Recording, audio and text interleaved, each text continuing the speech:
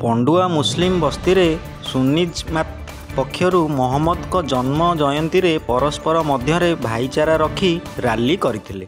ଆଜି ଦେଖନ୍ତୁ ଗୋଟେ ଭାରତ ବର୍ଷର ପାରମ୍ପରିକ ରୀତିରେ ଆଜି ईद मिलादिन नबी है। ये प्रॉफेट मोहम्मद आज जन्मदिवस सबुठ बड़ खुशी कथा जे आम पंडुआरे जो नैसर्गिक परंपरा अच्छी आम मुस्लिम भाई मानकर जो पवित्र परंपरा अच्छी से पवित्र परंपरा रे आज तंकर साधारण भाव जो धार्मिक भावनार से माने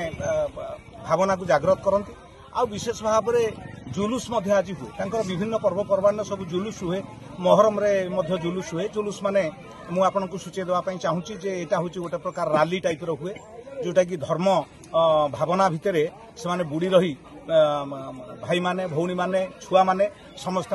जाइए राली रे जोग दियंती। आज से पवित्र दिन जो पवित्र दिन में आपण मैंने देखा पाइबे झंडा देखुवे जो माने भारत वर्षर विभिन्न प्रकार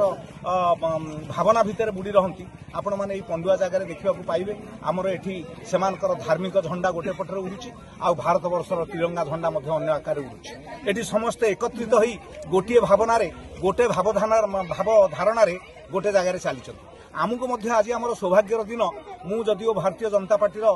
बीजेपी विधायक प्रार्थी घसीपुर लड़ी मते आज भाई माने एठी निमंत्रण करथिले मु तांको सहित जुलूस रे से जो राली रे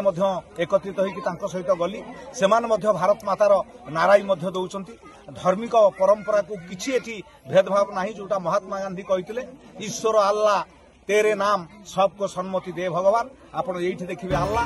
घसीपुरा ब्लॉक पंडुआ सुन्नी जमात पक्षरु मोहम्मद को जन्मदिन उपलक्षे एक जुलूस राली रे गोला छक ठारू बाहरी पूरा गाँ परिक्रमा करा जाइथिला। एथिरे मुस्लिम बस्तीर समस्ते छुआ ठारू वयस्क व्यक्ति जोग देइथिले। मुख्य अतिथि भावे बीजेपी नेता डॉक्टर शंभुनाथ राउत, पूर्वतन मंडल सभापति अनादि साहू, संदीप जेना, रवींद्र कुमार पंडा, चगुलू ओझा प्रमुख जोगदेई मोहम्मद का जन्म जयंती उपलक्षे समस्तक सम्मुखरे अभिभाषण प्रदान करथिले। घसीपुरारू गगन बिहार दास का रिपोर्ट, ओडिशा न्यूज।